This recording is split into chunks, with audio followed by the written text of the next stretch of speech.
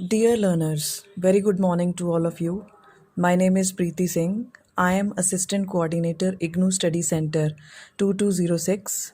Today I am going to deliver a lecture on the subject Marketing Management MCO 6 and the topic of discussion is market segmentation. In this lecture I will explain the definition, its importance, what are the various requirements of effective market segmentation and basis for market segmentation. Now, first of all, I'll discuss the definition of segmentation. So, segmentation is the process of dividing the market into distinct segments. As buyers exhibit different needs and wants, and each group with similar needs may be treated as a separate market. Therefore, companies divide large heterogeneous market into smaller segments that can be reached more efficiently and effectively with products and services that match their unique and distinct needs.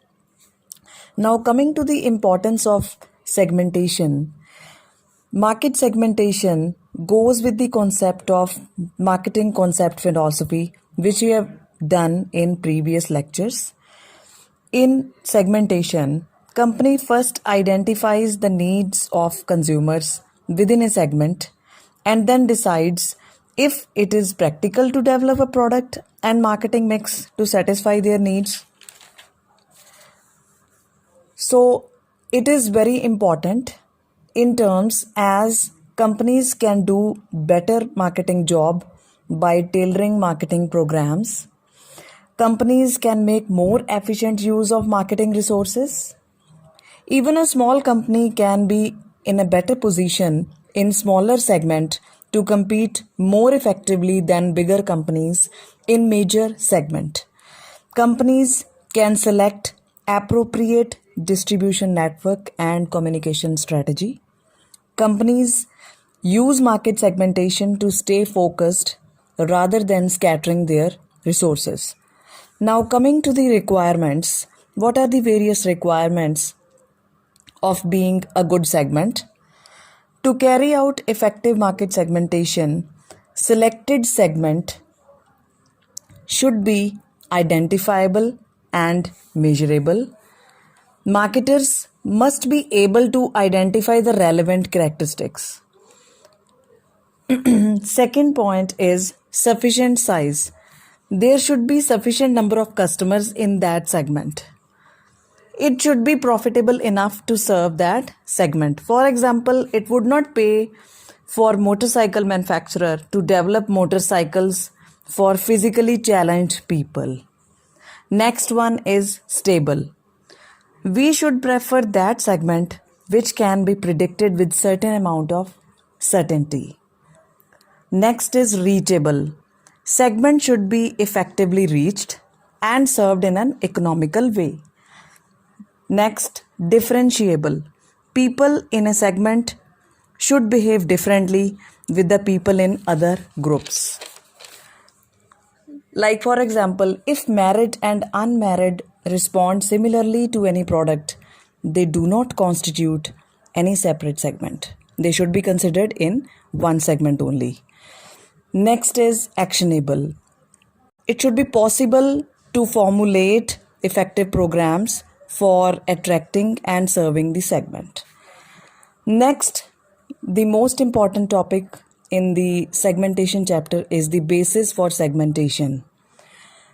There are main 4 bases for segmentation. First is geographic segmentation, second demographic segmentation, third is psychographic segmentation, and fourth is sociocultural segmentation. First of all, we'll discuss geographic segmentation. In geographic segmentation, companies can divide different geographical areas such as nations, regions, cities, rural areas, urban areas, and then decide to operate in which geographical area.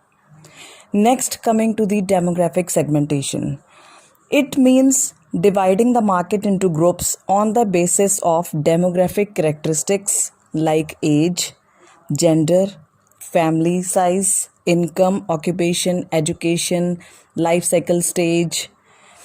It is the most popular base because consumers wants preferences are often highly associated with the demographic characteristics. Secondly, demographic variables are easier to measure. In this, first of all, we'll discuss age and life cycle stage.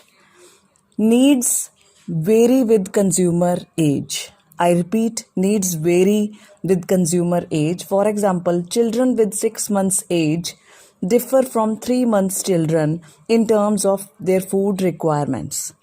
So in this way we can make many segments depending upon the age and life cycle stage of the people. Next, gender segmentation. It is applied in clothing, hairstyling, cosmetics, and magazines. However, gender segmentation is no longer an accurate way of distinguishing consumers.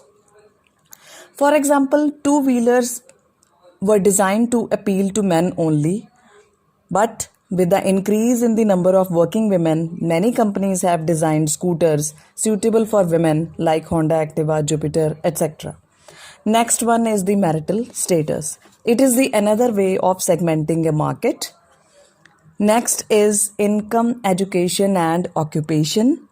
Marketers often combine income with some other demographic variables, and they are of the view that these variables are closely related to each other. Next, coming to the third major base for segmentation, that is the psychographic segmentation. So, consumers do not buy purely on demographic variables. Therefore, marketers go beyond these variables and engage in psychographic segmentation. In this, we examine lifestyle, personality, and value. First of all, we'll do lifestyle segmentation. It relates to activities, interests, and opinions. How a person spends his time, what his beliefs are on social, economic, and political issues. The goods they consume express their lifestyle. Personality segmentation. Marketers have used personality variables to segment markets. In the late 1950s, Fords and Chevrolets were promoted as having different personalities. Ford buyers were identified as independent, impulsive, masculine, and self-confident, while Chevrolet owners were conservative, thrifty, and less masculine. And third category is value segmentation. Some marketers segment by core values, belief systems, consumer attitudes, and behaviors. They believe that the core values go much deeper than behavior and determine people choices over their long term. Next, coming to the fourth segmentation, that is the sociocultural segmentation. In this, we have family life cycle segmentation. Families pass through different life cycle phases and show different needs and wants. These stages can be bachelorship, newly married couple, couple with small children, couple with grown-up children, retired people with no children. All exhibit different product needs, and hence they become different segments. Second one is the social class segmentation. People belong to different social class, vary in terms of value products, preferences, and buying habits. Next is the culture segmentation. Some marketers segment their markets on the basis of cultural heritage, as members of the same culture have similar needs and wants. Next is the usage rate. Marketers can segment this market into different segments like light, medium, and heavy product users. Research has shown that heavy users are often a small percentage of the market but account for a high percentage of total consumption. Therefore, marketers prefer to attract heavy users. Next is the buyer readiness stage. Market consists of different stages of readiness to buy a product. There are many stages of readiness to buy a product in a person's life. Some are unaware of the product, some are aware, some are informed, some are interested, some desire the product, and some intend to buy the product. Next is the loyalty status. Consumers have varying degrees of loyalty to specific brands. In this way, buyers can be divided into four groups. First category is hardcore loyals. Second is the split loyal. Third, shifting loyal. Fourth, switchers. First, hardcore loyals are the people who buy only one brand all the times. Split loyals are the people who are loyal to 2 to 3 brands, while shifting loyals shift from one brand to another. On the contrary, switchers do not show any loyalty. Next is the occasions segmentation. Buyers can be distinguished according to the occasions they develop a need, purchase a product, or use a product. For example, people buy sweets, candies, gifts on the eve of Diwali, Eid, and Valentine days. So many companies are promoting their products for different occasions.